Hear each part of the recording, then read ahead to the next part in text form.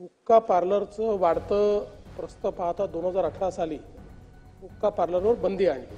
आता त्या कायद्याला अधिक कडक करण्याची आवश्यकता। ठिकाणी हुक्का पार्लर सापडेल त्या ठिकाणी आपण आता कॉग्निजेबल ऑफेन्स केला आहे, 3 वर्षापर्यंतची त्याची सजा केलेली आहे। एखाद्या ठिकाणी छापा मारल्यानंतर शाळेतली मुलं देखील त्या ठिकाणी आढळलेली आहेत। Hello friends, life in Bhiwandi में आप सभी का स्वागत है। महाराष्ट्र विधानसभा में इन दिनों बजट सत्र चल रहा था। बीते दिनों यानी 26 मार्च 2025 को ये सत्र ख़त्म हुआ, मगर 25 तारीख को यानी 25 मार्च को महाराष्ट्र के मुख्यमंत्री देवेंद्र फडणवीस ने कहा था कि हुक्का पार्लर पर, जिस इलाके में हुक्का पार्लर पाया जाएगा उस एरिया के पुलिस स्टेशन के अधिकारी पर भी कार्रवाई की जाएगी। मैं आपको बता दूं, 2018 में हुक्का जो है महाराष्ट्र में पूरी तरह से बैन कर दिया गया था। हुक्का पार्लर और ई सिगरेट का चलन महाराष्ट्र में काफ़ी ज़्यादा देखने को मिल रहा है और काफ़ी ज़्यादा बढ़ गया है, जिसे इस कानून में संशोधन करके कुछ कठोरता लाने की ज़रूरत है। महाराष्ट्र असेंबली में देवेंद्र फडणवीस ने क्या कहा, एक ही इस रिपोर्ट में। अगर अभी तक आपने ईद की शॉपिंग नहीं की है, आप कंफ्यूज्ड हैं कि इस बार ईद के लिए कैसा कपड़ा लेना है, तो घबराने की जरूरत नहीं। भिवंडी की सबसे मशहूर सिलेक्टिव ट्रेंड बुटीक ये आपकी ईद की शॉपिंग के लिए तैयार है, जहां मिलेगा प्रीमियम क्वालिटी ड्रेस, बेहतरीन फैब्रिक के साथ jeans, T shirt, shirts, perfume, wallet, belt और भी बहुत कुछ। तो देर किस बात की है, आज ही विजिट करें selective trend boutique, opposite Nissan hotel, Vanjarpatti नाका, भिवंडी। अशा प्रकारची परवानगी मागण्यात येणार नाही। तिथे कोणी चालू करण्याचा प्रयत्न केला तर त्यांच्यावरही कारवाई केली जाईल। पण अध्यक्ष महोदय, आपण हुक्का पार्लरचं वाढतं प्रस्त पाहता 2018 साली हुक्का पार्लरवर बंदी आणली, तो कायदा आपण केला। आता त्या कायद्याला अधिक कडक करण्याची आवश्यकता आहे।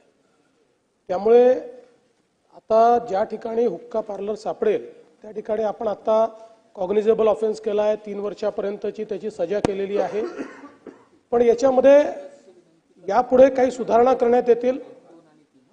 दुसऱ्यांदा जर ऑफेन्स त्या ठिकाणी सापडला तर 6 महिन्याकरता त्या उपहारगृहाचं किंवा ते जे रेस्टॉरंट आहे त्याचा परवाना रद्द करण्यात येईल, आणि तिसऱ्यांदा जर सापडला तर परमनंट रद्द करण्यात येईल, आणि तिसऱ्या ऑफेन्स करता त्या ठिकाणी जी सजा आहे ती नॉन बेलेबल कॅटेगरीमध्ये टाकण्यात येईल। पोलिसांनी जर हुक्का पार्लर उघडकीस आणला तर कारवाई होणार नाही, पण इतर कोणी जर तो उघडकीस आणला तर त्या ठिकाणचे जबाबदार सगळ्या पोलिसांवर कारवाई केली जाईल। नोंद होण्यापेक्षा कारवाई होणं अधिक महत्त्वाचं आहे। त्यामुळे आता आपल्याकडे काही असं मापक नाही आहे की किती इन्सिडेंसेस आहे आणि किती नोंद होते आहे। अशा प्रकारचं आता कुठलेही आपण सोशल त्याचं ऑडिटिंग करत नाही। पण मला असं वाटतं की हा एक गंभीर विषय आहे, कारण एक फॅशन झाली आहे, हा हुक्का ओढणं एक फॅशन झालेली आहे, आणि त्याला एक स्टाईल स्टेटमेंट समजलं जातं की हुक्का ओढतोय म्हणजे स्टाईल स्टेटमेंट आहे।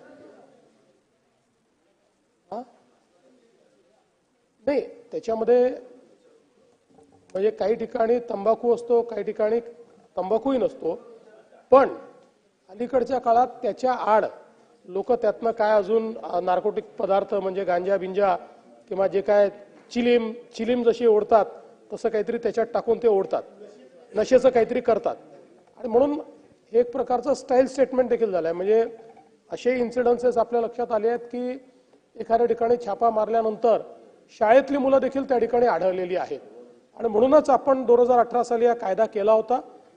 अधिक कडक त्याची अंमलबजावणी करण्याच्या संदर्भात निर्देश देण्यात येतील, आणि कुठल्याही परिस्थितीमध्ये जसं नानाभाऊंच्या प्रश्नावर मी सांगितलं की पोलिसांच्या व्यतिरिक्त जर तो कोणी उघडकीस आणला तर त्याच्याशी संबंधित जे पोलीस असतील त्यांना त्या ठिकाणी सस्पेंड केलं जाईल।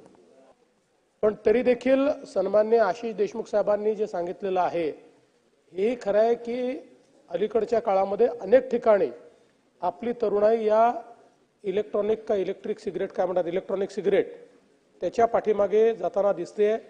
कारण त्याचं ट्रेड करणं सोपं आहे, ती लपवणं देखील सोपं आहे, पण त्याच्यावर बंदी आहे, आणि मागच्या काळामध्ये आपण बऱ्यापैकी छापे घालून त्याचा व्यवहार करणाऱ्यांवर कारवाई देखील केली आहे।